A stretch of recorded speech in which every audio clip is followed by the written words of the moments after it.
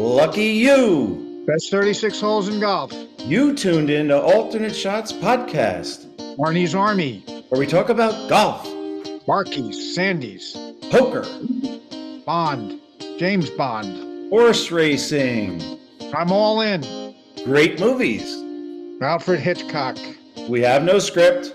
And down the stretch they come. We're glad you joined us. Frankly, my dear, I don't give a damn. Whoop, let's start again. Hey, Alternate Shots fans. Happy New Year. 2024 is upon us, and Billy and I are back in the saddle, so to speak, today.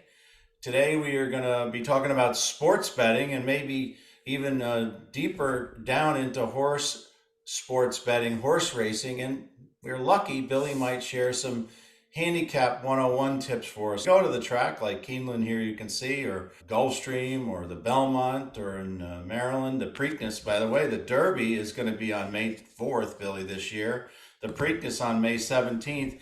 And then something's interesting. The Belmont's not until June 8th, and I guess the governor of New York kind of is working that into sort of the Saratoga season. You know more about that. Well, the reason it's going to be at Saratoga is because there's construction going on at Belmont Park.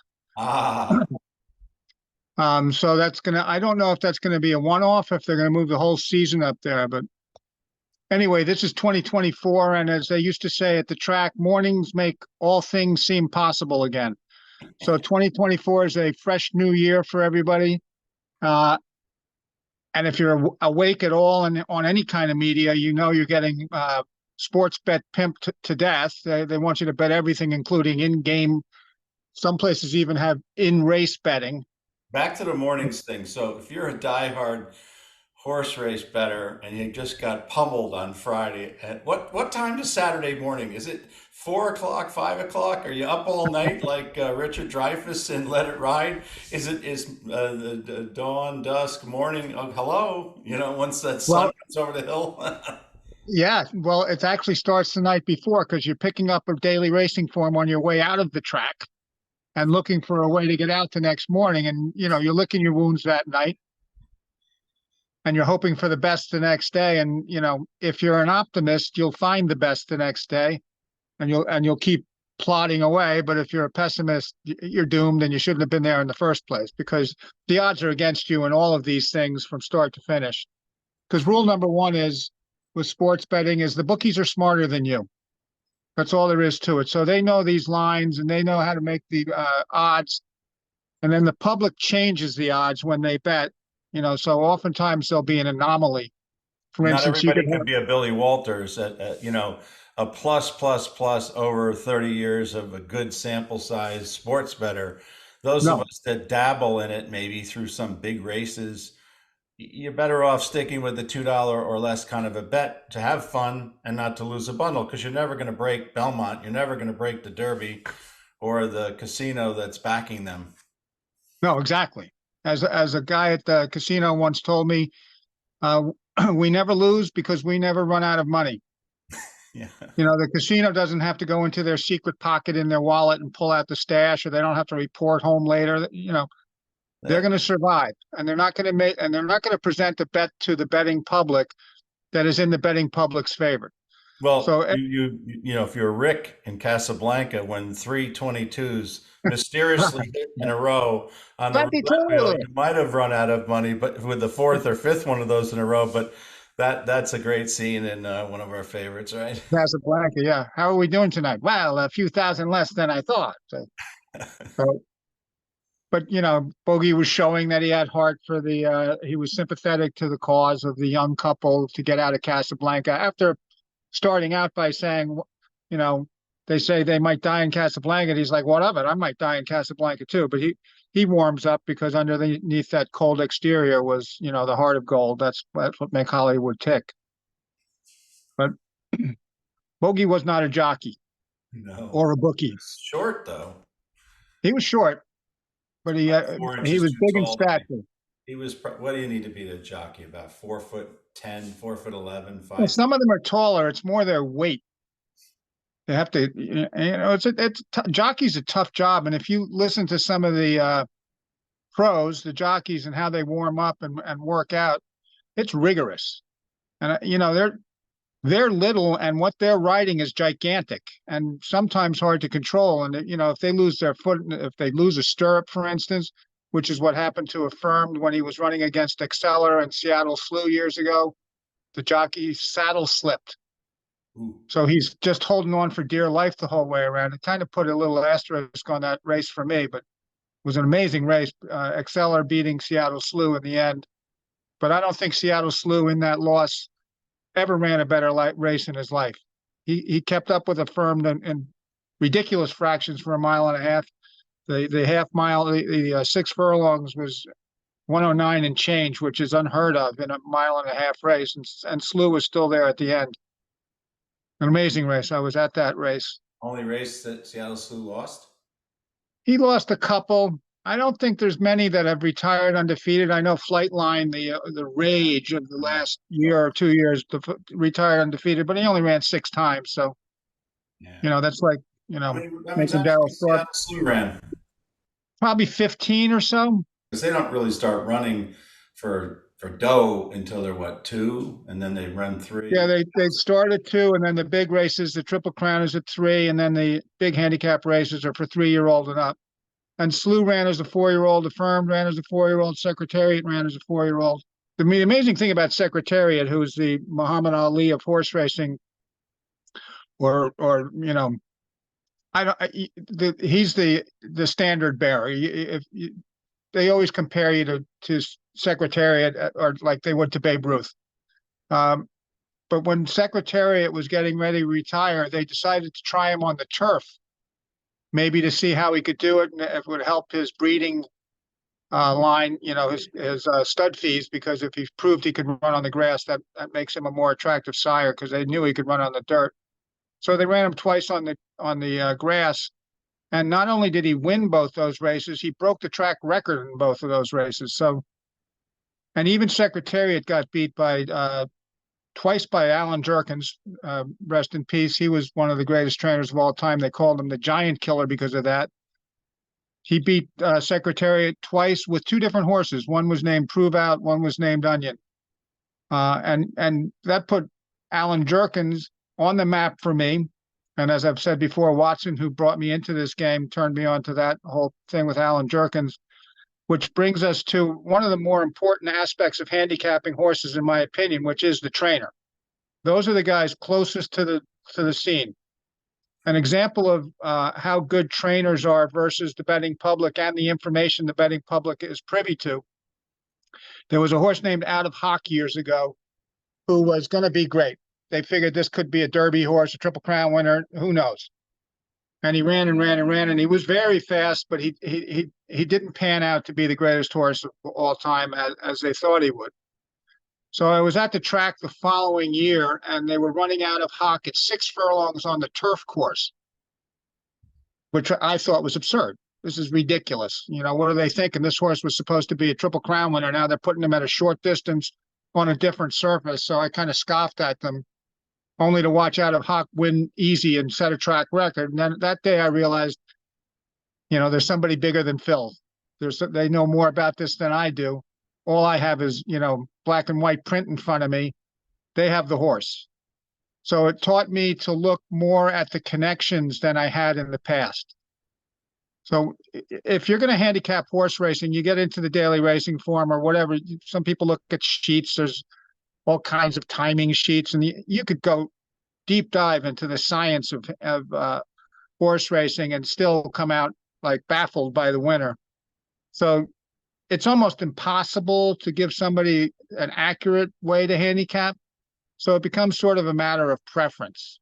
So if you sent me to Gulfstream down here by Yep. myself, a novice, I know how to get to the betting window. I know how to open my wallet. That's about it.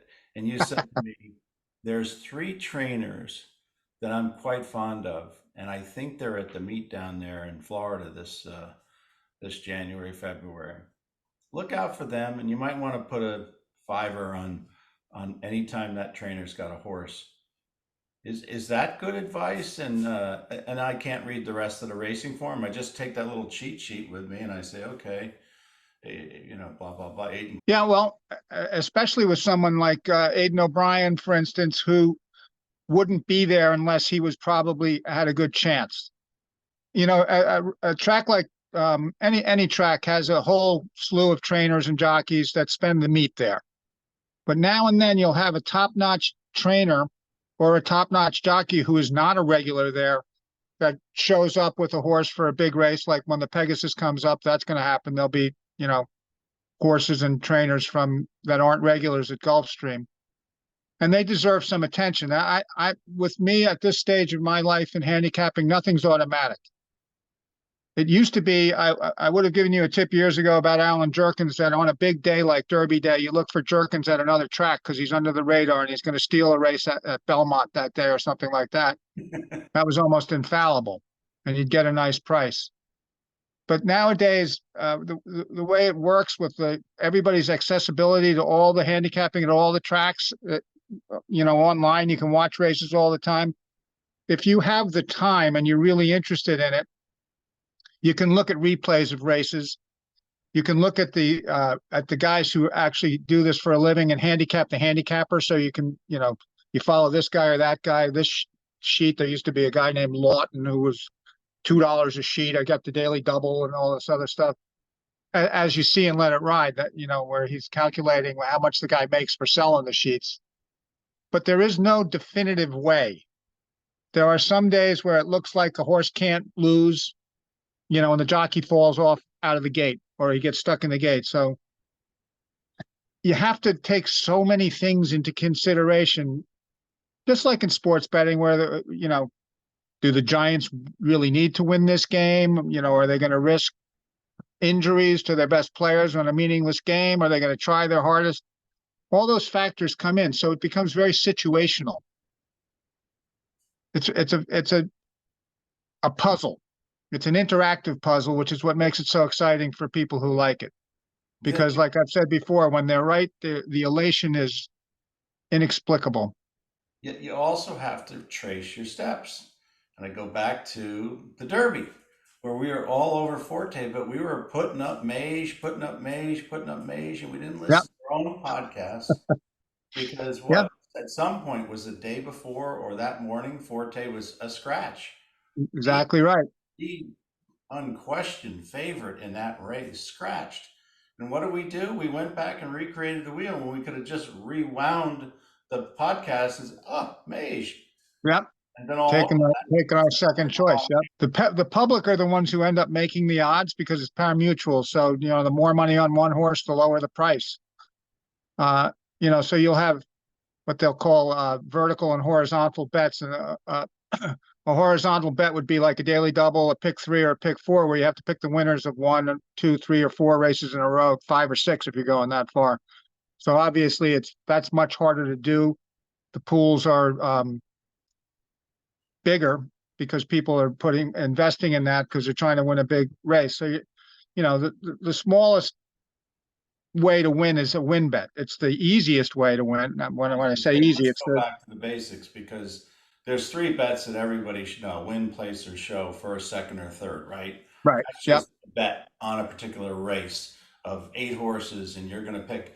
And I remember in you talking about early on in your career, you had put a 20 down on a horse, and your friend Watson said that horse can't win. You went and found another horse that he recommended and put 50 on it. You never bet 2 horses in the same race to be first, right? You've never done. No, that was the only time. And Star Spangled was that horse, and he did win. And he went on to win some more money for me over the years. Yeah, he's in my personal horse racing Hall of Fame with Affirmed and Alidar and John Henry and Zenyatta, Mhm. another horse named Razor King. That you get some sentimental favorites, and that can sort of cloud your vision in handicapping because you're like betting the Jets or the Giants if they're your team. It's hard not to bet on them if you're going to bet football, but you don't always bet with your head instead of your heart. So, what makes you think about, let's say you picked Arcangelo in the Belmont, which you did, And then what makes you think about saying, "Hey, I think I'm going to spread some money around the show or place"? What influences your action there? Why would you do that? to as a hedge. But I'm not much of a place or show better, and that's not to say that it's not a good technique because Chris loves to bet place, win place. It's a good hedge because if you're almost right, you get your money back, and sometimes you make money on it. Um, that's just not my style. I try to go for the jugular, so I'll bet on basically win and exactas. Those are the two bets that I am strongest with. Well, talking about exactas, most people now we're talking still at the 100 level. We're not getting too crazy here, but you've talked about the win bet, and you could put $2 down on any horse on a win bet. But now you get into exactas, and people think, "Oh, I'm not going to do exacta. That's going to pile up. I just came here with $50. I'll pee away my $48 on an exacta." But that's a misnomer, right? You can pick exactas very affordably. Yeah, you can if you're a $2 better, you play a $2 exacta box. You pick two horses that you like the best, and you hope they run 1, 2 in either order, and it costs you $4. But the payout will be unless it's two big favorites, will be better than just a win bet. Right. So if you have the favorite, which is say 3-1 in the particular race, and then the other horse you pick in your exact is like a 10-1, and they come in first, second like that. What's that going to pay? That's going to pay a lot better than what your favorite bet would pay. Oh, absolutely. 3-1 on top of 10-1 for $2 will get you 50 or $60, Wow, as leverage. opposed to $8 for the win. You invested $4 and you got 60. You came with 50. Now you got money to play with, house money, the rest of the day. Exactly. That's what our aim is. That's what the aim is. That and hitting the last race, because if you hit the last race, you're leaving with that money because there's nothing else to bet on. So an Yeah. exact is a vertical race. Can you explain what that means? Yeah, it's a first place, place, third base place bet. So a vertical bet would be an exacta or a trifecta or a superfecta. It's all horses in the same race. So A exact. horizontal bet, you're trying to get the winners of the first race, and then another race and another race and another race. So first, second, third, fourth race, or first, second, third, fourth place Okay. in one race. Vertical is first, second, third, fourth in one race. Horizontal is first in four races. On a vertical superfecta, yes, I've hit, for thousands. If I bet a superfecta, I'll bet a superfecta box, $1 box is $24. And That's then you need to finish first, second, third, and fourth in any order. But the four horses you pick have to finish first, second, third, and fourth. so a superfecta minimum bet is four horses, dollar box. What's that cost you? $24. The 24 bucks is a minimum for the Well, opportunity. no, you can actually bet a 10-cent superfecta, so you could bet $4.80. Okay. Yeah, but if you're just betting on your concept of a dollar across, it's $24. And then Right. that equates to whatever the superfecta pay. You have one ticket for Yep. whatever. So if the superfecta pays 14,700 and you have one ticket, that's what your ticket's going to get, Correct. 24 bucks. Now that's pretty good leverage. That's a big Yeah, number. but it's also a very difficult bet to win. That's why it pays that much, because the amount of money that goes into the pool is distributed among the winning tickets. So there's few. If it pays a lot, that means there's very few winning tickets. Right.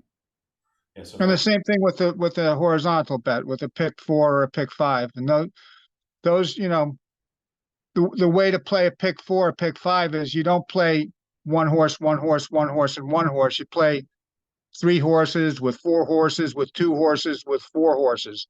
So you have coverage. And those are 50-cent bets. So if you were going to play, let's say you're going to play three horses in a pick four, three horses in each of the four races, that would right. cost you $40.50. That's it. That's it. And in that, you But have every combination of those three horses in the first, second, third, fourth race in a run, whatever that correct. could be the fourth, Yep. fifth, sixth, seventh race. Is there a particular time where they have those, or you can do it anytime you're at the track? No, they're specific races. So, at most tracks these days, the first race is the beginning of a pick five. The second race is the beginning of a pick four. Then there's always pick threes and daily doubles the rest of the way. Then there's a late pick five and a late pick four. And then the last six races are usually a pick six. Uh, Some places have a 20-cent pick six, some minimum bet. Some places have $1 minimum. It used to be $2 minimum. So back in those days, if you hit a pick six, you hit it for a lot of money because with a 20-cent pick six, a lot of people will get in there because you could bet 18 or 20 bucks right. and have a lot of coverage. You're not getting paid a lot. But with the $2 pick six, to have that much coverage, it's going to cost you, hundreds of dollars to bet. It's got the highs and the lows. What's the median amount of money on a day-to-day basis a horse bettor do you think is betting? Yeah, there's all kinds of levels. So I'm probably more bet more than average people do. Bet more than the casual bettor, but not as much as the professionals. So professionals will sometimes, if they're the best way to examine this is by looking at a pick six. If nobody hits the pick six on a given day, which happens frequently, the money that's bet carries over, with the exception of there's some consolation payouts, but the majority of the money that's in that pool stays in that pool till the next pick six, which would be the next day, at which point that pool gets bigger and bigger. So sometimes you'll have a $60,000 carrying over, which will encourage more people to try for it, and that'll make it a $260,000 pool. And if nobody hits that, then you're talking about over $1 million in the third day. Similar And to when you the get lottery. it, well, it's like the lottery, except you actually have a better chance of hitting a pick six than you do at hitting the lottery. But what will happen when there's that much money carrying over is groups of conglomerates will get together and they'll bet a lot. They'll have a $20,000 ticket or $30,000 ticket because they know if they hit it, they're going to hit, balloons, as Watson would say. Right. So as you told me earlier, when you're betting, looking at the sheet Friday to go bet on Saturday, you're looking for those carryovers. You're seeing what carried over. I don't I, look for I'm I'm not a daily pick six player, that. Right. but if there's a carryover, it gets my attention, and I can find out easy enough if there's a carryover in the pick six. And if you're watching it on TV like FanDuel or TVG or Twin Spires, the announcers are going to tell you there's a pick six carryover. And what makes it even more, another wrinkle to this is if it's the last day of the meeting. For instance, if this was Gulfstream's last day and there was a pick six carryover, they have to pay out. Even if nobody hits the pick six, then they pay out whoever hits five. Oh, wow. Yeah, That's so it gets crazy when there's a big sure it carryover and it's the is. last day. This is our 101 sports betting, horse race betting 101, right? Let's kind of Yeah, cover the concepts. And why don't you tie all this together? So I'm going to the track. What is your advice and maybe win that $50, $60 ticket? I'm assuming that you're going with somebody who's been there before because you don't. I Most people am. don't. Just, I yeah. am. I'm not going with novices. So you ask them.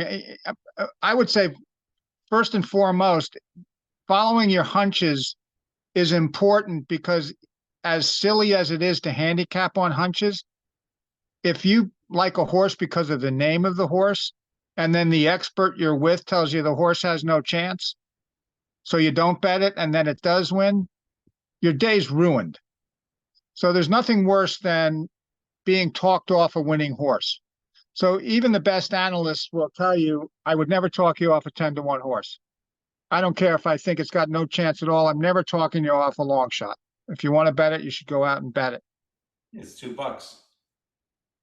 And for fun, and this is simple, but there's a handicapping theory that's decades and decades old. I don't know where it originated. I should look that up, but it's called the Holy Ghost. And what that means is the first number that repeats in a day comes in a third time. So if the 4 horse wins the first race, and then the 2 wins the second, and the 3 wins the third, and the 4 wins the fourth, according to the Holy Ghost theory, the 4 is going to win another race that day. And I've seen that work countless times. I've seen it fail also, but it's a fun kind of easy way to do this. I was at the track years and years ago with my friend Adam, and we had hit a bunch of races in a row. And the last race, there was a live Holy Ghost, which means the 9 horse had won twice and this is the last race. So if the Holy Ghost is going to work, the 9 horse is going to win the last race. So I said to Adam, the 9's the Holy Ghost. We should put $20 on it. He's like, what's the Holy Ghost? So I explained to him what I just explained to you. And he said, you're kidding me. You're pulling my leg. And I said, I'm not. So we went to the window and I bet the 9 horse to win. Laddie's Luck was the horse's name. And Adam said, you're going with that Holy Ghost thing. I said, ask the guy, ask the parimutuel guy. So the parimutuel guy says to Adam, yeah, it's when the number repeats twice, it'll come in a third time. And Adam says, you told him to say that. You guys are pulling my leg. And the parimutuel guy said, maybe his sport is softball. Laddie's Luck, by the way, Laddie's Luck paid $40 that day. Bringing back to what you were saying about, tips for going to the races, that would be the first thing I'd tell people. Watch that movie because you'll learn a whole lot about not necessarily how to handicap, but the side effects of handicapping and the incredible number of ways people look at horse races and come up with different courses. I always bet on the horse with front wraps. Yeah. I knew a guy years ago at OTB, Eddie. If the horse had front wraps, he wouldn't go near it. So he was always checking the equipment. Yeah. That's when I first started doing this, I spent a lot of time at OTB in Times Square.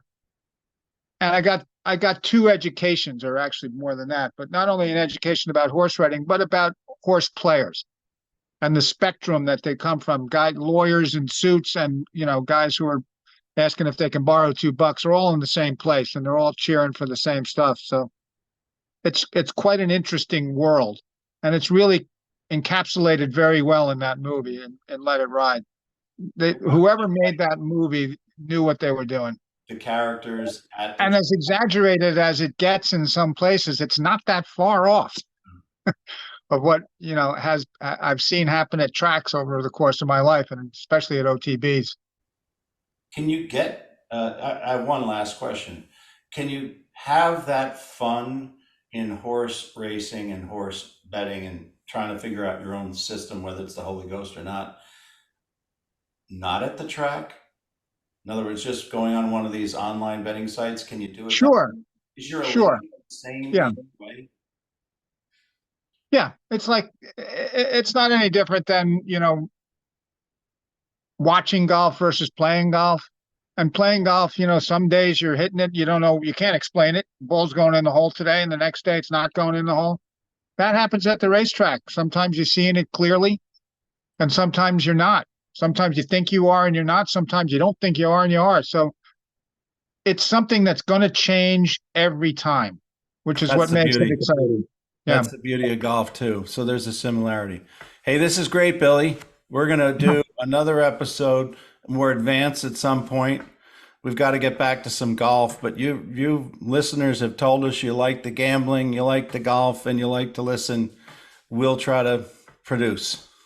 Yeah. And I would like to do some comedy movies too. I just watched the Marx Brothers recently. In fact, Day at the Races.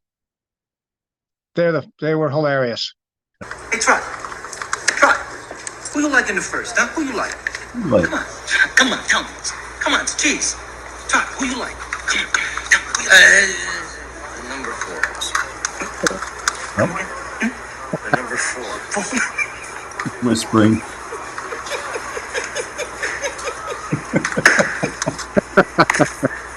Nobody in his right mind bets the 4 horse. Why are you laughing? Well, at least we have the laugh to add at the end. Right. We've gone from 12 handicaps at this to 19 handicaps in just a week. That's what happened. Somebody changed my grip, and the next thing you know, I can't do the podcast anymore. I felt like I was in the first row of the first pew at church right during the sermon. And your brother was poking you. My brother was making me laugh. Thanks for joining us today. Billy Harmon. We really appreciate your Double feedback. Indemnity. And please subscribe to the show. Two-outer. Hit them hard Job. and hit them off. That's 36 holes.